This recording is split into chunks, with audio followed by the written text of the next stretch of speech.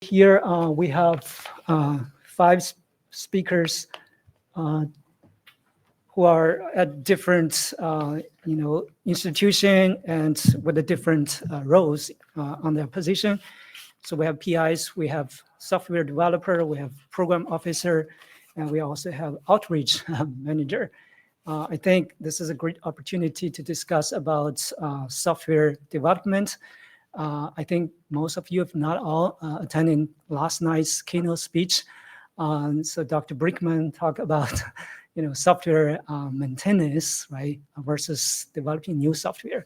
I think this is, again, a great opportunity for this audience to ask questions to our great, panelists here discussing about, this theme, software development, software maintenance, and the funding opportunities. So yeah, awesome.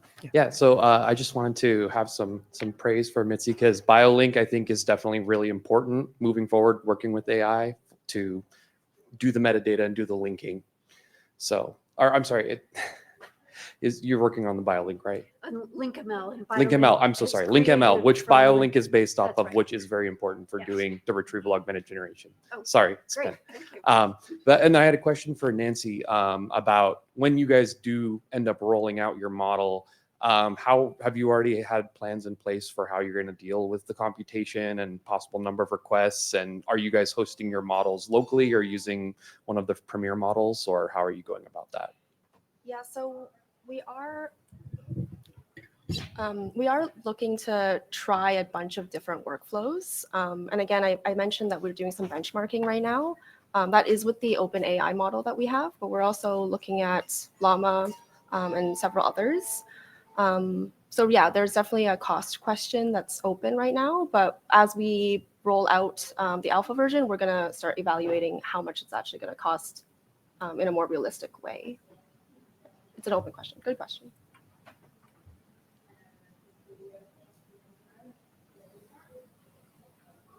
Thanks so much. Ryan Fire here from CSIRO in Australia. I had a question for Matthew. Now, I know we're talking about software in this panel. I'm actually really interested in the hardware side of things. So I had a couple of questions. One was around, did you have any issues with compliance with the patients actually wearing the devices?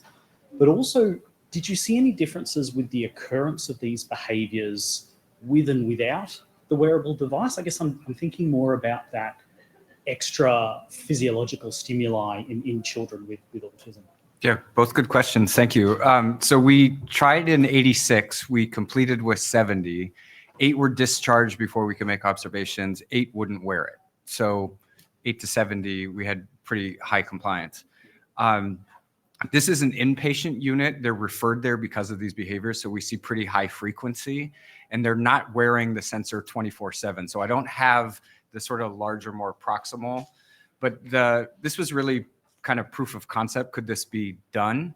I'd be most interested in this in the outpatient setting where you have more long-term, because something is changing physiology that is preceding behavior. And it's going to be those distal things that are probably more amenable to intervention than just the sort of in the moment de-escalation.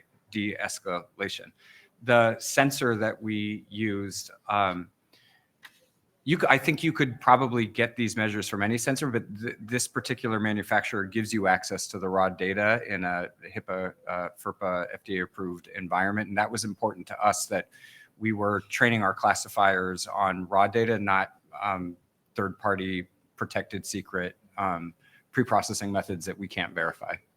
Did that answer all your? It did. Okay, thank you. So much. I also, just a plug, because I put in too much information that I had time for, we did release the de-identified data through Safari Base. So the Simons Foundation is hosting that.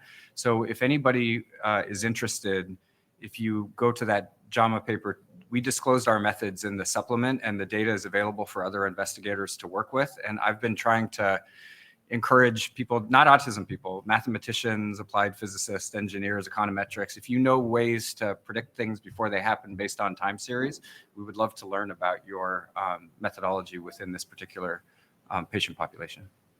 And this research is supported by the Yeah, I'll give a plug. So I submitted to Smart and Connected Health, and then I got a notice from National Cancer Institute, National Library of Medicine, and the Office of Data Science at NIH. And I thought this is the most wonderful work that the federal government has done in helping me match interested parties outside of the typical channels that we apply for funding.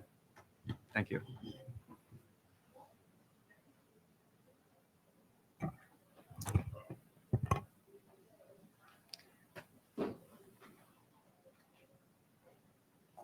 Just regarding what you were discussing about the wearables that you're using in the ASD community. So I know usually, there are multiple parameters that are always involved in the type of wearable recording, even they are extracted non-invasively, including heart rate, activity-based, EDA. So is there any specific one that you are highly interested to go through? I would love to get EMG. We would love to get EEG, but it's very hard form. Those are either expensive or hard form factors to get good compliance with this segment of the population. A lot of these individuals have sensory sensitivities. So if it's supervised, we can often get good compliance. Unsupervised, they get them off. So if there are engineers in this group or people who follow this more, smart adhesives or temporary tattoos, or if you take it off or the power dies, you don't get any data. None of the machine learning has any application. So things that are, or non-contact means to get some of this information, if you're in a more restricted setting, those would all be probably more sustainable in the real world. At the end, you just want to validate the hypothesis that wearables can be used to detect the mental behavioral patterns on this community, right? Yes, I wouldn't say mental behavior, but we're seeing Okay, so reliable interactions between changes. Behavior patterns. Yes, we're predicting and discriminating behavior patterns based on preceding physiological characteristics. Makes sense. Thank you. Yes, I'd have a question for Nancy for the Reactome updates. So you'd mentioned that the initial focus is going to be on genes that aren't well covered in the current pathways. And I guess, is there sort of a long-term vision for prioritizing these and then going back and maybe enriching genes that are already there, but maybe under-curated? Yeah, so we're exploring a variety of use cases. This is the one I'm allowed to tell you about because it's actually been developed. But yeah, over the next few years, we are going to be rolling out more updates to the curator tool. But it really depends on how the curators interact with the data itself. So they're very used to a traditional way of curation. So we need to make sure that our curator tool actually is compatible with how they currently do curation.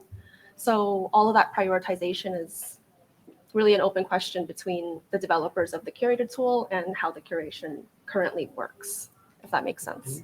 And maybe a follow-up on that, since you're in kind of a nice position in the sense that you are getting a curated result at the end to see how well the predictions worked and whether they're getting useful information. So is the team sort of thinking about how you can use those curator decisions to improve the process itself, or what data is being presented to them? Yeah, so we're actively working with the curators and watching how they do curation in order to find ways to fill those gaps. Yeah, thank you.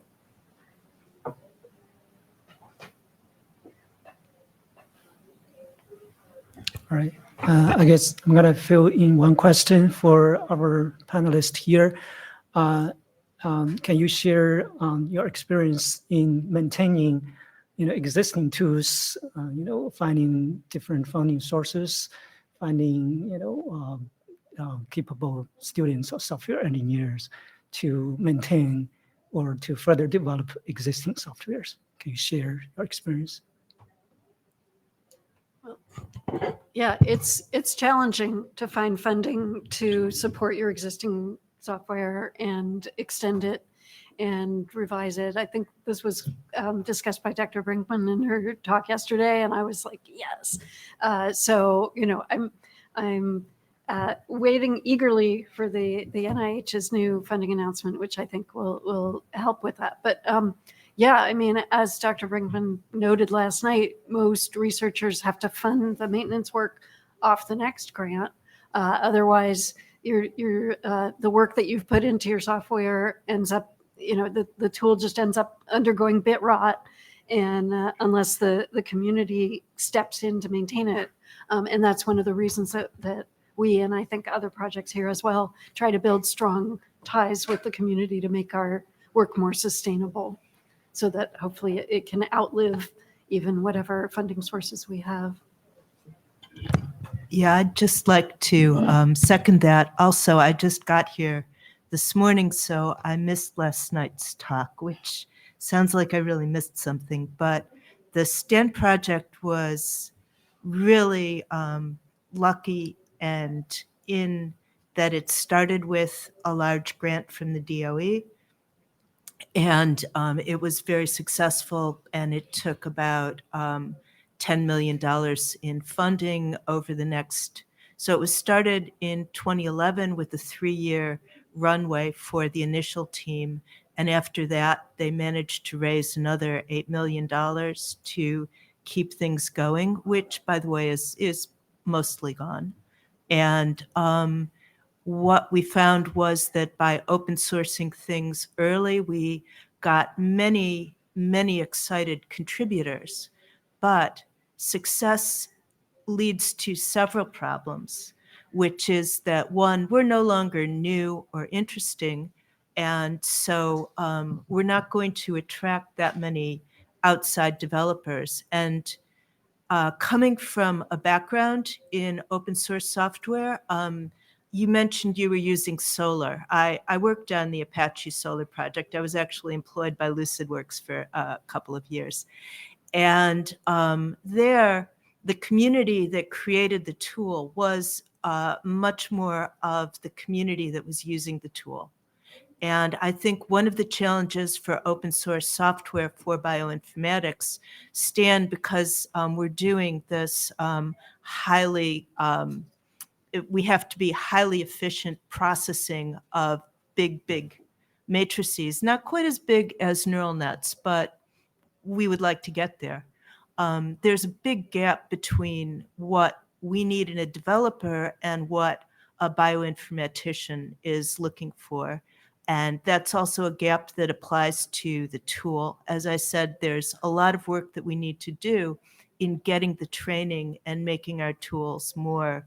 Our tools are actually quite usable, I'd like to think, but I'm in the minority because most people have a really hard time developing a STAN model and putting it in and deploying it for their research. So it's challenging on so many levels. I could talk all day. Can I ask a follow-up question on that? So there was an excellent question last night as well, like what to do with the legacy software. So what's a good way of, like, given that funding agency is like a zero-sum game, right? So you can only fund certain things because we have budget caps.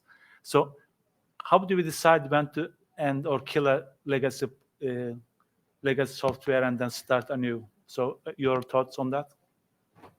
I think you should ask the community, because I think there's a big cost in letting an existing tool lapse in terms of pipelines that people have built and that they're still using for their research. So when your downloads, fall off, when your helplines go silent, maybe you could kill off a project. But if you don't continue to support a project that's still relevant, I think that's a big disservice. But that's, of course, just a plug for the STAN project. So I have a very vested interest. I mean, just follow up on that. So we get like user stats and so on in the applications, but it really depends on the field, right? So some fields have lots of users, but there's other software that's extremely useful, but community is much smaller for that. So how do you make that decision? Like which one is, how to balance that? Yeah, I mean, maybe you have to weight it by what percent of people in the field are using it. But I also wanted to say that as, authors of open source software, I feel that our success is not just in people using the software, but people building on it. And we try hard to make our software itself reusable and modular so that people can build on it. And so, I think that kind of goes a long way to sustainability as well. But one thing I'd like to add is that it really does take an assessment of the utility of the software and the importance of the software to the government sector, the public sector, public health. And I know that at the national labs, they have dealt with this problem a lot in that they have a small number of users and sophisticated tools. And so looking to how that community has addressed the issue might be useful. Yeah, I just want to add on that. So some of those software tools, they're based on curated data, right? From literature, as expert curation is very necessary to make sure a software package will have long-term impact, will deliver useful and meaningful predictions, right? If those, databases or curated resources, the funding is lost, and then it's actually a very big, loss for the whole community. Thanks. I have another question for Matthew, but this one is software related. So you mentioned that we get about a 3-minute window, which is really good. It is time enough for us to do something about it. But as far as I understand, that doesn't take into account, I guess, the transfer of data, alerting somebody else, the software that needs to sit behind the wearable. So do you have, I guess, an understanding of what is the minimum time that we need to react to a behavior in inpatient or at home? And, how is that going to inform how efficient that software and that data transfer needs to be for it to be a meaningful product? All excellent questions I don't have an answer to yet until we can do field deployments. And that's exactly what we're trying to ready. But I think you raise a really nice point is, some of the software, when you're going to use it to make real-time decisions, is a real pressure test in like how efficient and how timely and how much computational power and how reliable are packets being sent back and forth. We often have dependency between a device and a phone and a server and then a receiving phone or another sense. All of that is going to eat into those 3 minutes. And so the practical notification and what you can respond to is going to be less than what we ideally publish in a paper. And so I love working with my colleagues in that they say, well, they can help enable some of this capability, but they also say it's these real world constraints that get them to think differently and approach their data and their methods differently. So that interdisciplinarity, I think, is advancing both of our disciplines because you have a goal in mind about what you want to change differently in the world. The application in real time is a nice forcing function. Yeah, fantastic. Thank you. I have a question for Nancy, or maybe any other who might have. Can you use the microphone? Oh, sure. Also walk there. About the pathogenesis data, collecting data, curating data, using large language model, and thinking about other programs such as whole human health, and then all of these new advancement in curating data from text. Any of you, do you have it in mind that earlier on in developing these projects, other models of data will be able to extrapolate the model that you are building for other models of data, other data types, bringing in image data later on, or sensor data we just mentioned, data with different frequency, different data with different maybe time frame of collection of data. And is there something that being considered earlier on in the development of softwares so we can reuse it later? I tried to bring up so many things. I hope I could could transfer my question. In fact, any of you. Yeah, it's a really good question. I think for us in our curation practice, it's quite defined. Like we're looking for literature that tells us specific mechanisms. That may not be true for every curation process. And so we are thinking about creating like a community of curators or developers who want a tool similar to ours. But there's sort of a question of what's generalizable about our curator tool. So yeah, we're exploring, but really it's a nascent project. Thank you. What about you? We're collecting data through sensors or things that wearable devices. When you collect data from those, let's say you want to apply that data, combine it with partly genetic data or maybe EHR data. Have you thought about the challenges of how these would map to each other?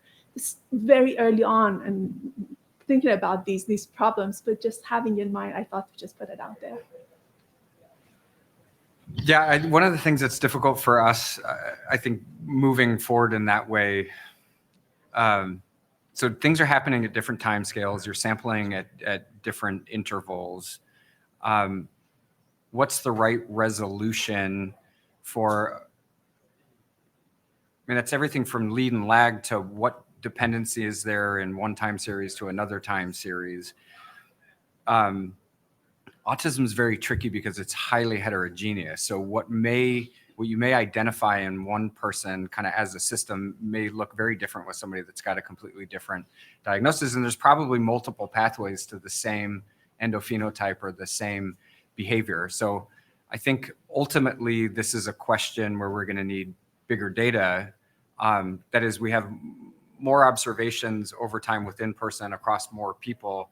My guess would be there's intermediate subtypes and sort of looking at where there are kind of clusters within this larger group.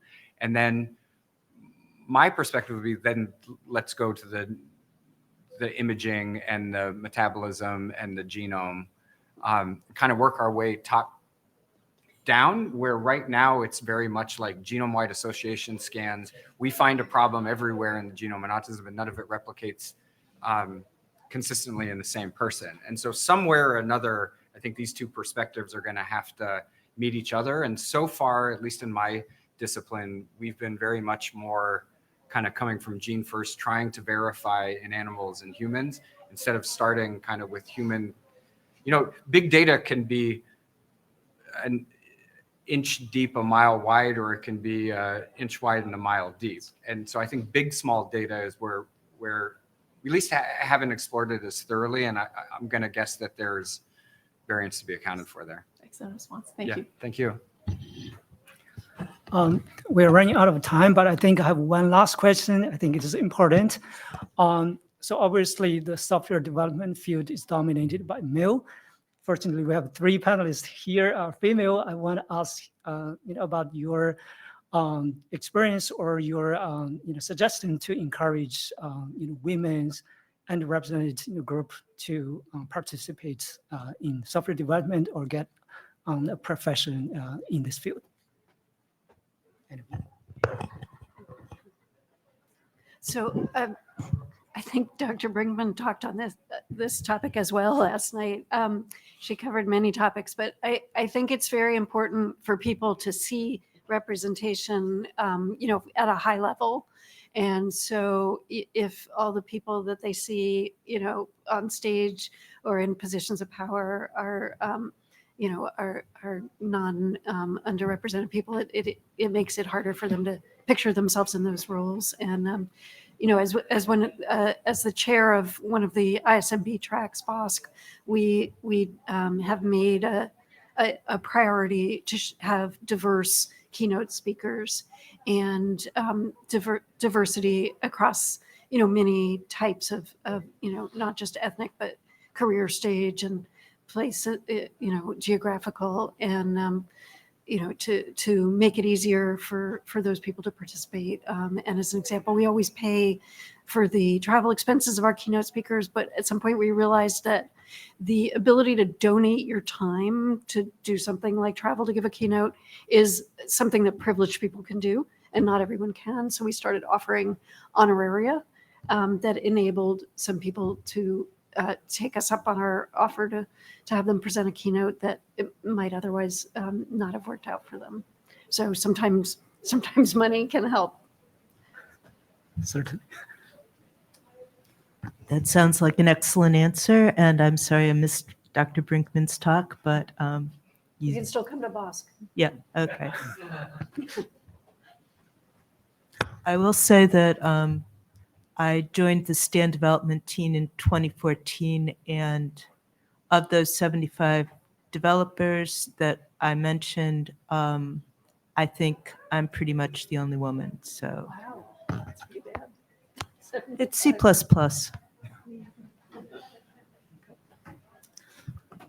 I can't really speak to being a developer because I'm not a developer, but I will say being a woman in science in general, you really need mentors. So if you see other women who you're working with and you think that your mentorship and your experience can help them, that's such a huge impact to give people some of your time.